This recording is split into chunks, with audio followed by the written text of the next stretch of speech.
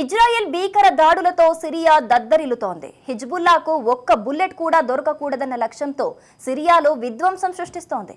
సరిగ్గా ఇలాంటి టైంలోనే ఇరాన్ తీవ్రంగా స్పందించింది. బషర్ అల్ అసద్ సిరియాను వీడినంత మాత్రాన హిజ్బుల్లా కథ ముగిసిందని నెతన్యాహు భావిస్తే అదే అతిపెద్ద తప్పవుతుందని సంచలన ప్రకటన చేసింది. సింపుల్ గా చెప్పాలంటే సిరియాలో అసలైన యుద్ధం ఇప్పుడే మొదలైందని ఇరాన్ సుప్రీం లీడర్ సంచలన ప్రకటన చేశారు. అయితే ఏ ధైర్యంతో ఖామేని ఈ ప్రకటన చేశారు? హిజ్బుల్లా ఆయుధ సరఫరా చేసే ఏకైక మార్గం మూసుకుపోయిన తర్వాత కూడా ఇజ్రాయెల్ లక్ష్యం నెరవేరదని ఎందుకంటున్నారు? Let's watch.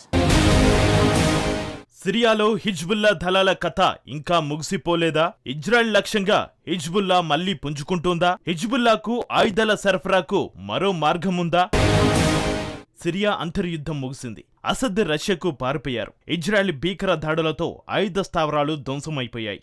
ఇక సిరియన్లు కలగన్న స్వేచ్ఛకు ఎంతో సమయం లేదు. ఇవి సిరియా విషయంలో అందరి అంచనాలు. కానీ రియాలిటీ అలా లేదు. సిరియాలో ఇప్పటివరకు జరిగింది అసలు యుద్ధమే కాదు. అసలైన యుద్ధం ముందే ఉంది అంటోంది ఇరాన్. అసద్ దేశం విడిచిపెట్టినంత మాత్రాన అంతా అయిపోయినట్టు కాదని ఆ దేశ సుప్రీం లీడర్ అయతొల్లా ఖమేనీ సంచలన ప్రకటన చేశారు. హిజ్బుల్లా కథ ముగిసిందని భావిస్తే ఇజ్రాయెల్ చేసిన అతిపెద్ద తప్పు అదే అవుతుందని సీరియస్ వార్నింగ్ ఇచ్చారు. ఈ ప్రకటనే మిడిల్ ఈస్ట్ లో ప్రకంపనలు పుట్టిస్తోంది.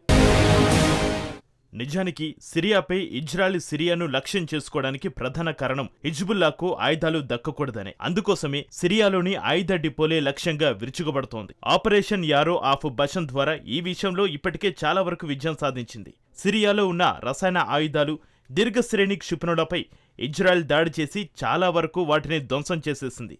డిసెంబర్ 10న దాదాపు 350 యుద్ధ విమానాలతో విధ్వంసం మొదలుపెట్టింది. అనుకున్నట్లే వందలాది లక్ష్యాలపై విరుచుకుపడింది. మొదటి రోజే సిరియా వాయుసేన, నేవీ ఆయుధాలను 80% దెబ్బతీసింది. 2 పోర్ట్లు నామరూపాలు లేకుండా పోయాయి. 15 యుద్ధ నౌకలు, రాడార్లు, మిస్సైళ్లు, యుద్ధ హెలికాప్టర్లు దెబ్బతిన్నాయి. ఆ తర్వాత పూర్తిగా గోలన్ హైట్స్పై దృష్టి సారించారు నెతన్యాహు. సింపుల్గా చెప్పాలంటే సిరియాలో తాను అనుకున్న లక్ష్యాన్ని చేరుకున్నారు. సిరియాలో టార్గెట్ రీచ్ అయ్యామనే టెల్ అవివ్ భావిస్తోంది. అందుకు కారణం హిజ్బుల్లాకు ఇరాన్ నుంచి అక్రమంగా ఆయుధాలు రవాణా చేసే మార్గమైన సిరియాను టెహరాన్కు దూరం చేయడమే. అంతేకాకుండా ఇరాన్కు మరో మిత్రదేశమైన రష్యా నుంచి సిరియాకు ఆయుధ రవాణా జరగకుండా చర్యలు తీసుకుంది. సిరియాలో రష్యా నౌకాదళానికి చెందిన ఆయుధ డిపోలు భారీగా ఉన్నాయి. ఇటీవలే రష్యా సిరియాకు కీలకమైన నావల్ బేస్ను నేలమట్టం చేశారు. సోవియట్ యూనియన్ సమయంలో 1971లో ఈ బేస్ను మొదటిసారి నిర్మించారు. మధ్యధరా సముద్రంలో రష్యా నౌకల ప్రవేశానికి ఇది ఏకైక మార్గం. సిరియా అంతర్యుద్ధంలో అసద్ ప్రభుత్వానికి మద్దతుగా ఈ స్థావరం గుండానే మాస్కో ఆయుధాలు సరఫరా చేసింది.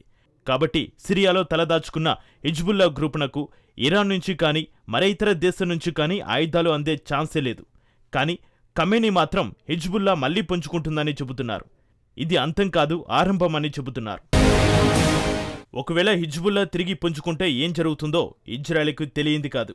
అందుకే అసద్ సిరియాను వీడి రష్యా పారిపోయిన తర్వాత తిరుగుబాటుదారులకు నెతన్యాహు సీరియస్ వార్నింగ్ ఇచ్చారు. ఇజ్రాయెల్ వ్యతిరేక శక్తులకు ఆశ్రయం ఇవ్వాలని భావించినంత వరకు సిరియా పాలనలో ఇన్వాల్వ్ కామని, కాదని హిజ్బుల్లా వంటి గ్రూపులకు ఆశ్రయం కల్పిస్తే ఒక్క రోజులో సిరియాను పూర్తిగా ధ్వంసం చేస్తామని తిరుగుబాటుదారులను తీవ్రంగా హెచ్చరించారు. పైగా కొత్తగా ఏర్పడిన ప్రభుత్వంతో సన్నిహితంగా ఉండేందుకు ప్రయత్నాలు కూడా మొదలుపెట్టారు. కాబట్టి ఇరాన్ చెబుతున్నట్టుగా సిరియా గడ్డపై హిజ్బుల్లా తిరిగి పుంజుకోవడం అనేది ఇంపాసిబుల్ అని రక్షణ నిపుణులు అంచనా వేస్తున్నారు. ఈ మొత్తం వ్యవహారంలో అసలు ట్విస్ట్ ఏంటంటే సిరియాలో చివరి బుల్లెట్ను కూడా ధ్వంసం చేయడానికి ఇజ్రాయెలీ ఎయిర్ ఫోర్స్ మరోసారి యాక్షన్లోకి దిగుతుండడం.